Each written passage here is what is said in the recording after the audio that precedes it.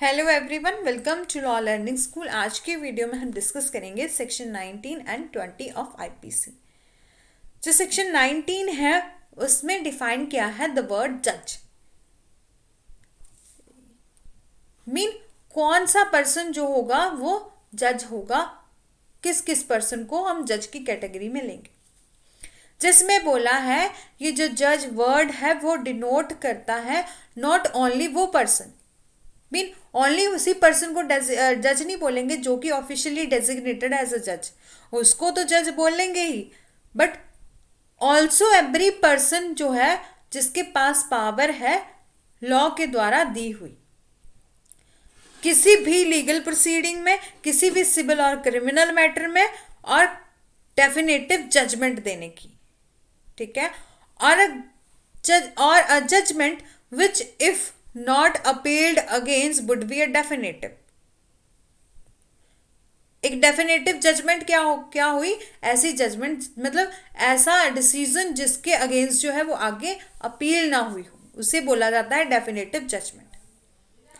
A judgement which is confirmed by some other authority would be a definitive judgment.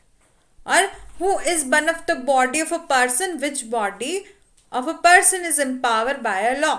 Mean एक ऐसी body of a person जिसको law के द्वारा जो है वो पावर दी गई है जजमेंट देने के लिए। ठीक है।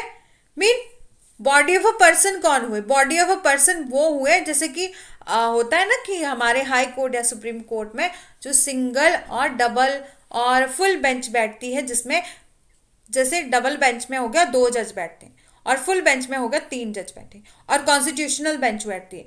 वहां पर उन बॉडी ऑफ अ पर्सन जितने भी जज बैठे हुए उनको पावर दी है लॉ के द्वारा जजमेंट देने की, उसको बोला जाता है जज। जो इलिस्ट्रेशन है वो बोलती है एक कलेक्टर जो एक्सरसाइज कर रहा है अपनी पावर अपनी जुरिस्डिक्शन के अंदर, उसको हम जज बोलेंगे। मीन जैसे कि फॉर एग्जाम्पल के लिए जो हमारे एसडीएम होते हैं और डीएम होते हैं, वो क्या करते हैं जब केसेस को डील करते हैं वो अपनी जुरिस्डिक्शन में जितने भी मैटर हैं उनको डील करते हैं, अपनी पावर को एक्सरसाइज करते हैं किसी केस में, तो उसे बोला जाता है जज। नेक्स्ट है अ मजिस्ट्रेट जो एक्सरसाइज कर रहा है अपनी जुरिस्डिक्शन में पावर को इन रिस्पेक्ट ऑफ अ चार्ज, चाहे वो चार्ज फ्रेम कर रहा है या उसको पावर है फाइन इंपोज करने की और इम्प्रिजनमेंट देने की, सजा देने की, चाहे उस मैटर में, चाहे वो मैटर अपील से हो और विदाउट अपील हो, उसको हम जज बोलेंगे। मीन जैसे और मैजिस्ट्रेट जो होगा वो अपनी पावर जो है एक्सरसाइज कर रहा है और उसको पावर है कि वो किसी भी पर्सन पर, जिसने पर्सन ने कोई ऐसा एक्ट किया है उस पर जो है चार्ज लगा सकता है। चार्ज मीन जो है सेक्शन, जैसे कि किसी पर्सन ने कोई ऑफेंस किया है उस पर जो है वो बताया जाता है कि आपने इस सेक्शन के अंडर जो है वो ऑफेंस किया है, वो होता है चार्ज। और चार्ज लगा सकता है और पावर है उसके पास किसी पर्सन को सजा देने की और फाइन इंपोज करने की, उसको बोला जाता है जज। ठीक है। और तीसरा बोलता है एक मेंबर ऑफ अ पंचायत जिसके पास पावर है मैटर को डिसाइड करने की। जैसे फॉर एग्जाम्पल के लिए, जैसे कि हमारे गांव में नहीं होता कि जब दो पार्टियां, 2 लोगों के बीच में कोई झगड़ा हो जाता है तो आपस में पड़ोसियों के बीच में, तब वो जाते हैं पंचायत के प्रधान के पास एप्लीकेशन दे देते हैं। तो बोला है कि वहां पर जब मेंबर ऑफ पंचायत जो होंगे वो किसी मैटर को डील करेंगे, किसी में डिसीजन देंगे, उसको बोला जाता है जज।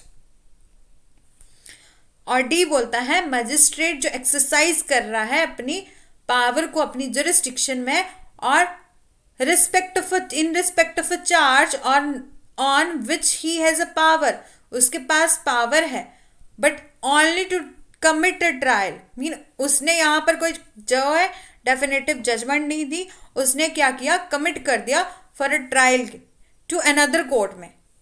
ठीक है, तो उसको जज नहीं बोलेंगे। Okay, section clear. अब नेक्स्ट देखेंगे कोर्ट ऑफ जस्टिस।